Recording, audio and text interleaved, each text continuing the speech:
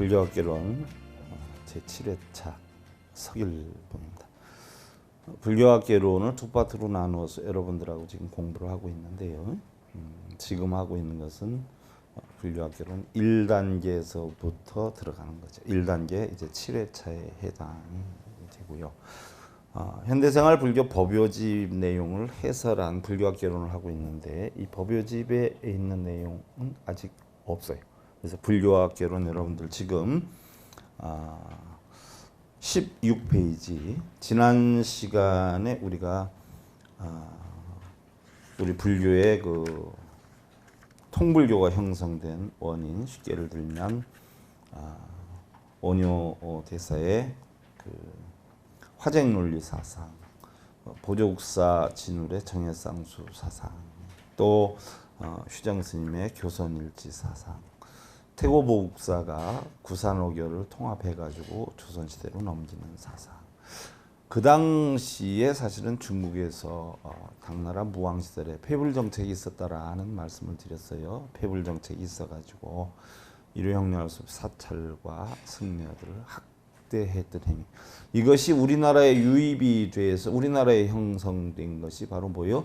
숭유억불정책이다. 숭유억불정책이 형성이 돼서 불교가 거의 사라져갈 즈음에 급하게 태고보국사가 구산오교를 통합을 해가지고 조선시대로 넘기게 되지요. 그래서 이때도 통불교가 형성이 됐는데 폐불정책이 중국에서 형성되다 보니까 우리나라에 영향이 상당히 많이 미치게 됐어요. 무슨 영향을 미치게 됐느냐. 숭유억불이 형성이 되다 보니까 과거에는 승려들을 귀족 대우를 해주다가 그때서부터는 승려들을 뭐요?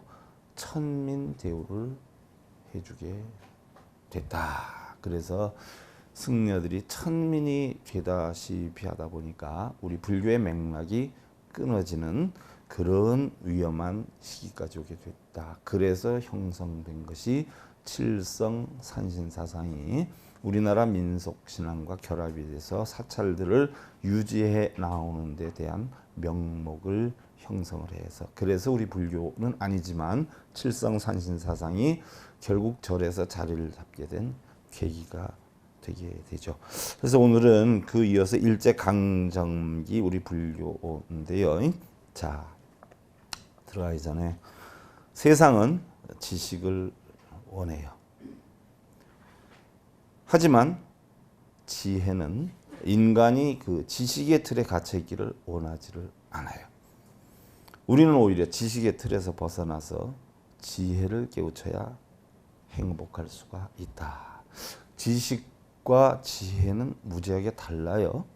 지식은 여러분들 공부한 뭐 가방끈의 역량에 따라서 달라질 수 있는데 지혜는 전혀 가방끈과는 상관이 없어요. 그러면 흔히들 예를 하나 들어보면 신식 며느리가 들어왔어요. 신식 며느리가 들어와서 음식을 하는 거 하고 원래 그 어머니가 음식하는 거하고는 많이 달라요. 신식 며느리는 어떻게 돼요? 뭐 간장 큰 술, 작은 술 하나, 뭐 설탕 작은 술 하나 그렇게 해서 맞춰요. 근데 시어머니는 어떻게 돼요? 야야 이리 나와봐라 나와봐라. 손으로 대충 뚝뚝 넣어가지고 휙 하는데 맛은 더 기가 막혀요. 그것은 바로 뭐 오랜 동안의 습과 경륜과 연륜으로 형성된 지혜에서 비롯되는 것이요. 그러나 며느리는 어떻게 돼요? 지식에서 비롯되는 것이에요. 일례를 하나 들어볼까요? 나만 알고 사는 줄 알았더니 남편이 나도 모르게 바람이 났어요. 자, 뚜껑이 열려요. 어떻게 할게요, 여러분들? 첫째는 그 신랑하고 계속 살겠느냐 안 살겠느냐 그거부터 빨리 판단해야 돼. 근데 그 판단은 뒤로 모르고 열받쳐가지고 싸움질부터 하려고 그러면 그거는 깨지는 거예요. 99%. 그거부터 빨리 판단해야 돼. 이 신랑하고 내가 계속 살아야 되느냐 말아야 되느냐. 참고로 알아도 남자들은 썩어도 뭐예요? 준치야. 그러면 아내한테 흠 잡혀가지고 빌빌거리고 사느니 어떻게 돼요? 모르는 데 가서 큰 소리 치고 산단 말이에요. 그게 남자야. 그럼 남자를 휘어잡고 큰 소리를 치려고 그러면 그 사람하고 살 수 있는 거예요? 없는 거예요? 못 살아요. 근데 우리 보살님은 똑똑한 척하면서 남자 뒷조사하고 다니고 회사까지 쫓아다니고 이러면서 망신을 줘가지고 버르장머리를 고치려고 그러는데 그 버르장머리 고쳐가지고 살 남자들 내가 볼 때 한 명도 없어. 망신 줘봐. 너하고 안 살아고 가버리지. 왜? 모르는 데 가서 큰 소리 치고 살지. 미쳤다고 내가 약점 잡혀가지고 빌빌거리고 사느냐고. 그래서 썩어도 뭐요? 준치라고 하는 게. 그럼 이 사람하고 내가 계속 살아야 되겠다라고 하면 성질을 낼 게 아니라 어떻게 해야 돼요? 지혜를 발동해야 돼. 속은 뒤집어지고 열이 받지만 가만히 계산해봐. 새끼들 문제, 내 앞으로 밥벌이 문제, 어떻게 먹고 사는가 이것저것 다 따지다 보면은 참는 게 낫겠다 싶으면 잡아야 되고 내가 너 아니면 못 살아 하면 어떻게 돼? 난리를 뒤집어 엎어서 내쫓아야 되겠지. 여기에서도 뭐요? 지혜가 발동이 돼야 돼. 어떤 사람들은 무속인 집 찾아가 바람난 거 없어게 해달라고. 또 어떤 사람은 스님 찾아가 그러면 또 뭐 신묘장구 대단하니 만독을 하면 떨어진다 해가지고 그것도 안지나 선하 남모라 다나다라. 광명진화 나면 떨어진다 해서 안지나 선하 광명진. 아니면 어떻게 돼요? 강제로 내가 너 무릎 꿇히고 말겠다 해가지고서는 뒷조사하는 사람 붙여가지고 따지고 다니고 이러기도 해. 그러나 정말 지혜로운 보살은요. 속은 상하지만 모르는 척한단 말이에요. 남자 자존심 안 건드려. 내가 그동안 우리 신랑한테 소홀하게 한 것 같아요. 그날 아침부터 뭐예요? 신랑한테 맨날 아침 저녁으로 절을 하는 게요. 잘 다녀오십시오. 저녁 고생하셨습니다. 이 여자가 미쳤나 왜 안 하던 짓거리를 하지? 내가 부족한 게 있으면 잘 이끌어 주셔서 죄송합니다. 아침 저녁 절을 하면 신랑이 어떻게 돼요? 처음엔 미쳤나 하다가 사람이 살면서 안 싸운 사람 없어. 애인하고도 싸우지. 근데 내 부인은 뭐예요? 싸우는 게 아니라 나한테 그냥 잘 다녀오십시오. 어서 오세요 하니까 어디가 낫겠어? 어디가 편하겠어? 편한 대로 가는 게요. 그럼 그때는 가라고 해도 뭐예요? 떨어져서 돌아와. 이게 바로 뭐예요? 지혜야. 바람은 뭐예요? 뭐 가수의 노래 제목이 아니라 그냥 바람일 뿐이야. 사라지는 거야. 잠깐 있다가. 여기에서도 바로 뭐예요? 지혜를 발휘해야 돼. 그럼 우리 인생 살면서 지혜로워야 살아갈 수 있는 것들이 하나둘이 아니에요. 지식이 있음 물론 좋지만 지식이 많다라고 해서 지혜까지 훌륭한 것은 꼭 아니다라는 이야기예요. 실제로 있었어요. 아내가 바람이 났는데 남편이 아내를 쫓아다니면서 난리를 치고 그 정부를 난리를 친 게 아니라 아내한테 아침 저녁으로 실제로 절을 했어. 1배씩. 내가 맨날 부족해서 미안하다고. 그랬더니 저 미운 게 이제 별짓까지 다 하네. 병신해가면서 막 하더니 결국 거기도 싸우잖아요. 그리고 나중에 참여하면서 돌아오더라는 이야기예요. 실제로 있던 일이야. 우리 불자 중에 하나가. 감정은 순간이에요. 왜? 우리의 마음 본성은 비어있는 것이기 때문에 좋고 나쁜 것이 스쳐 지나갈 뿐이야. 자, 합장들 하시고. 제차 심해 종무 별볼 가득이며 이차 심해 멱벌이 열반은 무효시처 니라나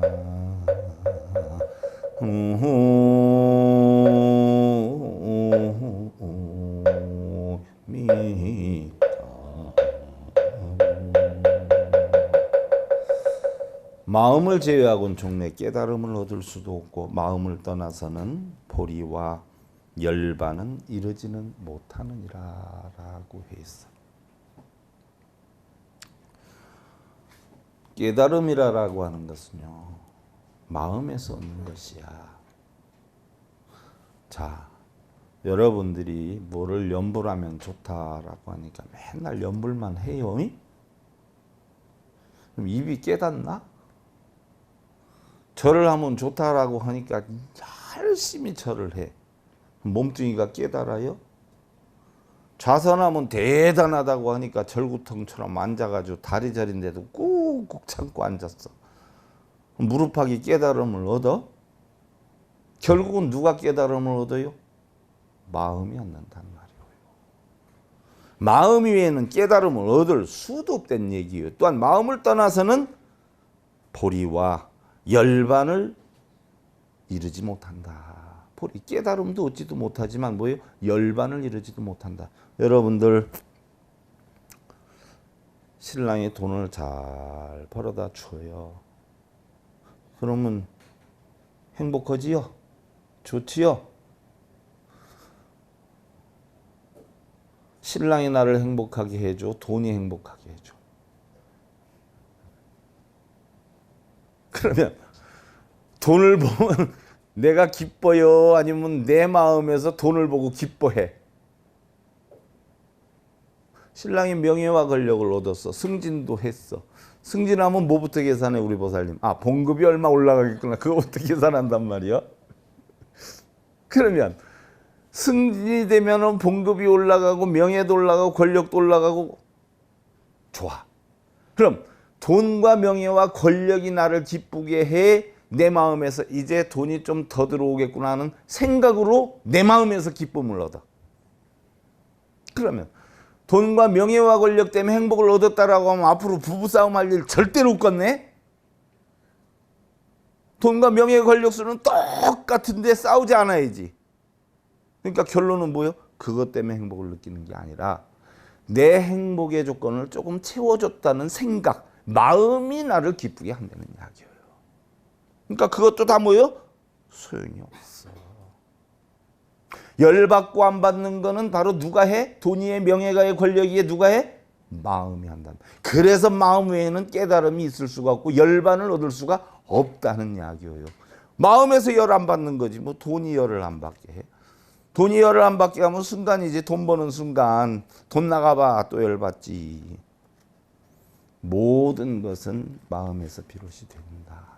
그래서 일제강점기에 우리 불교를 보면 자 우리나라 불교가 이루 형용할 수 없는 시련을 겪어왔어요. 심지어 승려들이 천한 대우를 받는 단계까지 왔어. 제 어려서만 해도 스님 소리 없었어요. 스님들이 동네에 탁발을 나오시면 애들이 스님들한테 돌 던지고 중중 깎아중 뻘거버지 깎아중 엄마 중 왔어 할머니 중 왔어 야야 그 창고에 가서 그 쌀이라도 한 바가지 갖다 드려라 이런 집도 있는가 하면 아이고 아까도 누가 왔는데 또 누가 왔디야 이러면서 아이고 그냥 없다 그러고 보내랴 이러는 집들이 꽤 많았어요. 지금은 어때요? 경상도에 가면 길을 가다가도 보면 인사를 받으면서 담내하기 바쁜데 충청도에 오면 어떻게 돼요? 하루 종일 다니면 한두 번 있을 똥 말똥해. 그렇게 해도 스님이 움직인다라고 승복을 입고 머리를 깎고 움직이면 무시들은 안 해요. 근데 옛날에는 엄청 무시했어요. 그런 시대의 불교 명맥을 이용하느라고 사실 선지식들이 얼마나 애를 먹었겠냐는 얘기예요. 그러면 일제시대에 보세요. 일본 사람들이 우리나라를 강제로 뺏어가지고 우리나라 민족을 다스리기 위해서 이름을 안 바꾸면은 난리를 쳤어요. 학교에서도 한글 못 쓰게 했지 않았어요? 그 다음에 전부 뭐예요? 상도 다 자르게 했어요. 어떤 분은 자기 목숨이 끊어져도 안 자른다 해가지고 물론 지키신 분도 계시지만 또 그걸 이용해서 양복이라는 게 들어와 가지고 그렇지 않아요? 하이칼라 신사들이 생겨나기 시작했어요. 자, 외형을 갖다 바꿔놓으면 우리나라 민족을 마음대로 할 수 있을 것 같았지만 모르긴 몰라도 제가 일제시대 때 태어났으면 무지무지한 내가 독립투사가 됐을 게야. 용서하지 않았을 거예요. 나가 모르지. 거기 쫓아가서 난리를 폈을지도 모르지. 아니면 그렇게 하려고 하다가 죽었을지도 모르지. 첫째는 단발령을 내렸어요. 머리를 자르게 했어요. 껍데기 갖게 하면 다 따라올 줄 알았죠. 아니었어요. 그래서 창씨개명을 했어요. 그래서 우리 누이를 비롯해서 우리 사촌 누이들도 다 보면 하루꼬, 육기꼬, 먼꼬, 설자, 진자, 가자, 길자 뭐 전부 차자에 끼꼬 이름 바꿨어요. 그런데도 뭐요 따라오질 않았어요. 그러면 뭐가 안 따라와서 문제가 됐냐? 마음이 안 따라온 거예요. 우리 민족의 혼이나 얼까지 빼앗을 수는 없었어요. 하다 보니까 뭘 시켰어요? 곳곳에 고돌이라고 하는 것을 갖다가 집어넣어 가지고 노름, 술에 빠지게 만들었어요. 왜? 우리나라 사람들의 민족적 의식, 자주적인 의지를 없애기 위한 일환으로, 그래서 자기네를 시키기 위해 하나의 꼭두각시로 만들기 위해 썼던 거예요. 그런데도 안 됐어요. 그래서 세 번째로 강행한 게 뭐예요? 종교개혁을 했어요. 종교개혁을 했는데 종교개혁이 뭐냐는 얘기고요. 그 당시만 해도 우리나라 사람들이 음으로 양으로 보이지 않게 기원하고 했던 사상이 절에 가서 많이 했는데, 우리나라 그 당시에 가장 큰 사찰이 32개 산에 32사예요. 32개 사찰에다가 뭘 심어놨느냐? 미신을 갖다 집어넣었어요. 무슨 미신이냐? 여러분들 잘 알아야 돼. 요즘도 뭐 하면 미신 하는데, 미신이라는 용어는 어디에서 시작이 됐냐면 아니미자, 믿을 신자, 이게 미신이에요. 믿지 말아라는 얘기예요. 뭐를? 누이 신앙, 누이 종교 믿지 말아라. 이게 미신이야. 근데 요즘 사람들이 얘기하는 미신이 뭐예요? 미혹할 미자에다가 귀신 신자. 미혹한 귀신을 섬기는 걸 미신으로 알아요. 본래 미신은 미혹한 귀신을 섬기는 게 아니라 너희 대대로 내려오던 신앙, 풍습, 종교 믿지 말아라. 너 미신이야. 왜? 그걸 믿으면 민족혼을 말살할 수가 없었기 때문에 우리의 신앙, 우리의 풍습 이걸 다 못 믿게 했어요. 그래서 일본인들이 쓴 게 미신. 물론 무속인들한테도 너 미신이야 했어요. 우리 신앙이었기 때문에. 우리 신앙은 전부 믿지 못하게 했어요. 그래서 각 사찰 32개 사찰에다가 우리 본래 내려오던 불교 신앙을 믿지 못하게 하고 뭘 갖다 집어넣었어요? 미혹할 미자, 귀신 신자, 미혹한 귀신을 섬기는 걸 집어넣었어요. 그래서 빌고 매달리게 만들었어요. 왜? 우리의 의지를 없애려면 빌고 매달리게 해야 되지 않아요? 그러면 우리 혼은 어떻게 돼요? 없어져 버린단 말이에요. 우리의 자주력, 의지력을 다 깨려고 바로 미혹한 귀신. 그네들은 회사에 가도 식당에 가도 신당이 다 있어요. 가보세요. 두 집 걸로 한 집에 신당 1번 가보세요. 신을 섬기잖아요. 그래서 그 신을 갖다가 미혹한 귀신을 갖다가 불교에 침투를 시켜놓은 거예요. 가뜩이나 옛날부터 관습 신앙에서 우리가 빌고 믿는 게 있었지만 사실은 일제강점기 때에 빌고 매달리고 구원하고 해 주십시오 하는 게 팽배하게 살아난 게 일본 사람들이 우리 민족권을 뺏기 위한 하나의 방편으로는, 이게 종교개혁이에요. 여러분들 절에 가서 다 빌고 매달리죠. 옛날 어른들 이렇게 했다고 그러죠. 이게 바로 뭐예요? 일본인들이 우리나라 자주정책을 말살시키기 위한 방책으로 미혹한 귀신 신앙을 갖다 집어넣은 사건이 생긴 거예요. 자, 이래서 미신불교가 탄생이 됩니다. 그래서 이때부터 우리나라 불교가 어떻게 돼요? 미신사상이 일어나는 거예요. 그러다가 해방을 맞이하죠. 이때에 지금 동국대학이죠. 옛날에 개원사였던 중앙불교 전문학교 교정 이 석전 박영호 대종사가 그 모든 우리나라에 내려오던 그런 불교 사상을 하나로 통합을 해요. 그래서 통불교를 다시 만듭니다.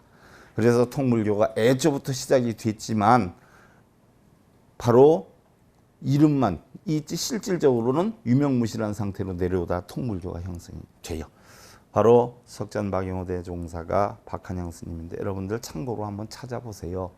동국대학원 석사 박사학위 받은 분들이 석전 박영호 대종사 박한영 스님에 대해서 논문 내가지고 학위 받은 사람들이 엄청 많아요.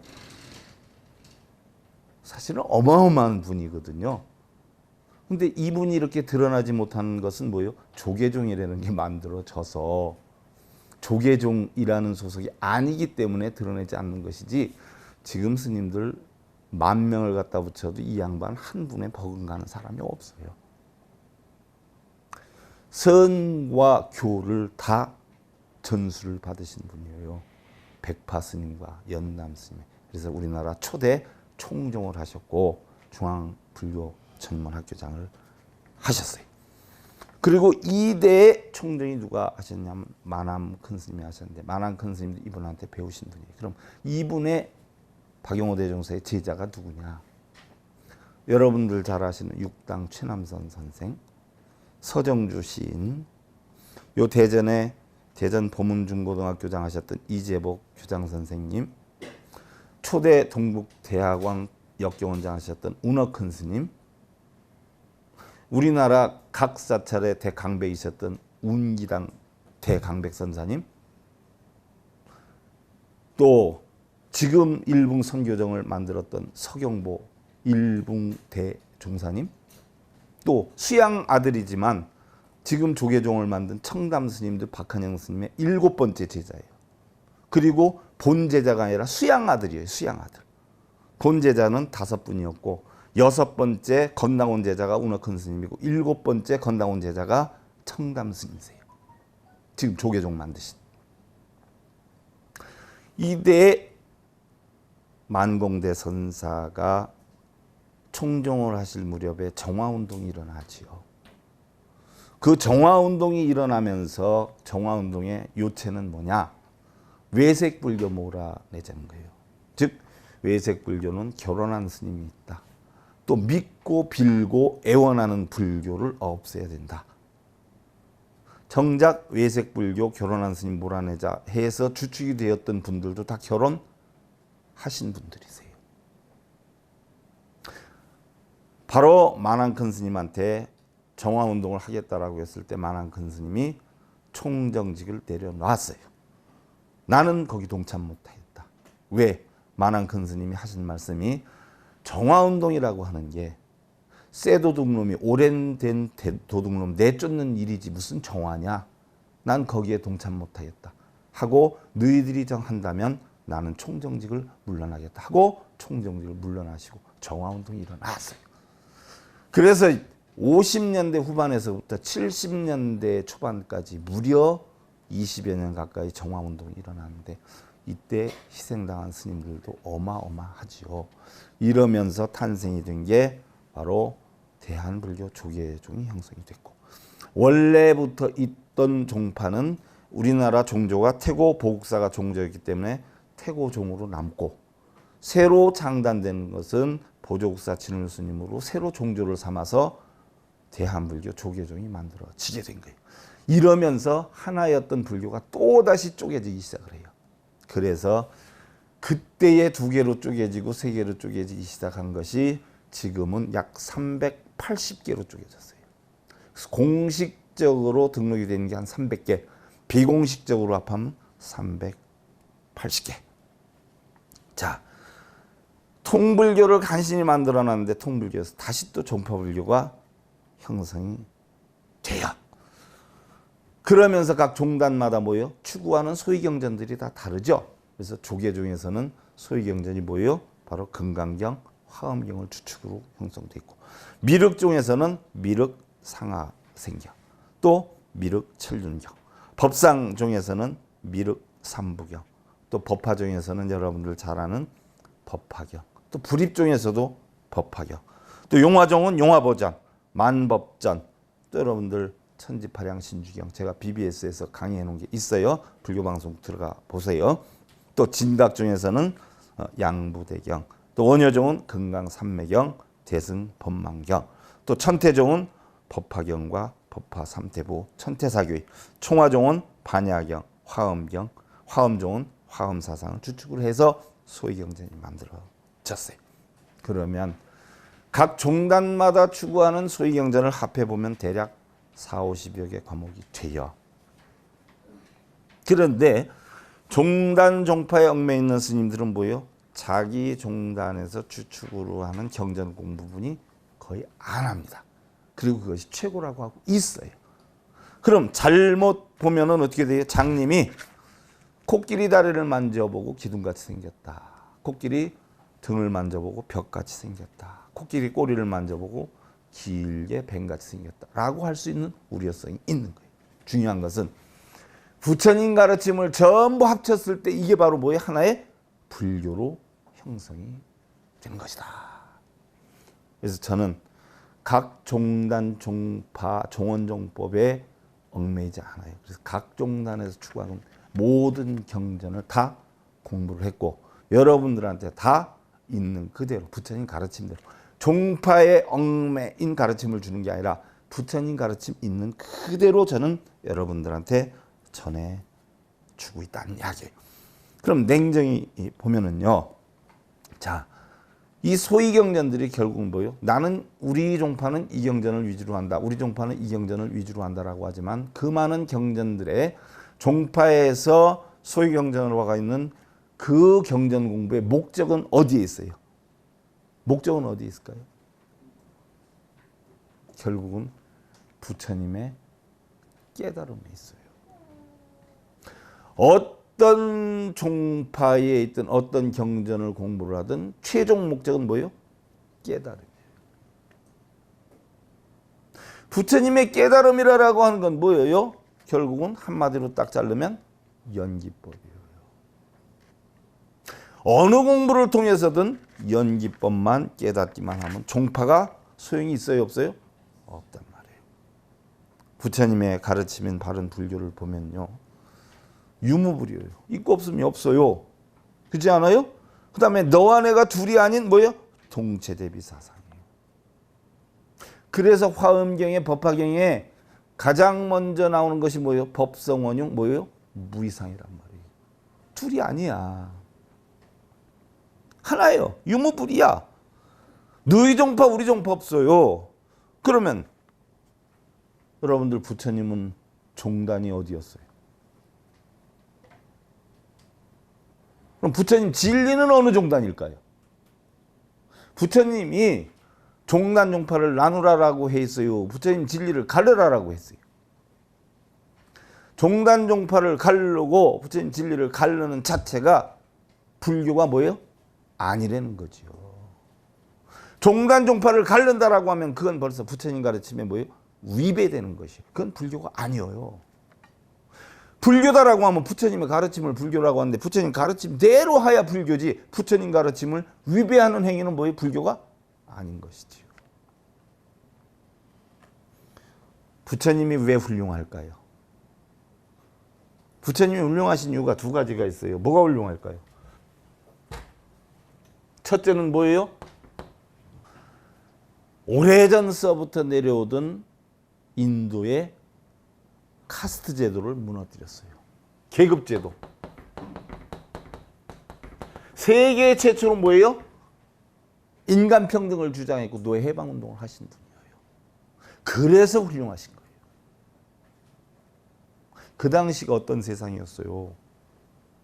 브라만족, 찰제리, 바이시아, 수드라 농로 같은 경우에는 왕족이나 브라만들한테 인사를 하다 머리가 닿으면 머리를 자르고 팔이 닿으면 팔을 잘랐던 이런 시대예요. 그 제도는 없었어요. 부처님이 뭐라고 그랬어요? 브라만은 이마로 태어나고 왕족무사는 옆구리로 태어나고 바이샤들은 무릎으로 태어나고 농로는 발뒤꿈치로 태어난다라고 했지만 부처님 뭐라고 그랬어요? 어느 종족이 되었던 여자들은 다 경도를 하고 결국은 한 곳에서 새끼를 낳더라. 근데 뭘 머리에서 낳고 발끝에서 낳는다라고 하냐. 이건 잘못된 거다. 그러니까 종족의 계급은 있을 수가 없다. 카스트 제도를 타파했어요. 그 다음에 부처님이 주장했던 게 두 번째 게 뭐예요? 자, 이 당시에는 하늘을 섬기고 달을 섬기고 별을 섬기고 물을 섬기고 산을 섬기고 모든 만물을 다 뭐요? 신을 섬겼던 시대예요. 브라만도 이미 800년 전에 베다를 만들어가지고 베다를 읽고, 브라만이라는 게 결국 신을 섬긴다는 뜻인데, 신을 섬기면 다 된다라고 했는데 부처님 뭐예요? 신을 인정하지 않았어요. 빌고 매달리고 해서 이루는 게 아니라 전부 누가 만들어요? 내 스스로 만들어서 내 스스로 받는다라고 하는 천상천하 유가독전과 자업자득을 주장하신 분이에요. 비는 거를 인정 안 하셨어요. 전부 내가 만든다라고 했어요. 그런데도 우리나라에서 아직 빌고 있지요? 그럼 불교가 아니에요. 부처님이 훌륭한 게 바로 이 두 가지예요. 이래서 부처님이 훌륭한 거예요. 그래서 부처님은 빈부귀천 산업공상 종단 종파 차별이 없었고, 우리 불교는 구국재민의 보살도를 실천을 했고 소승대승을 초월한 통불교를 건설했어요. 일심동체가 돼서 민족혼을 일으켰고 세계가 하나 되고 오색인종이 하나가 되는 시대예요.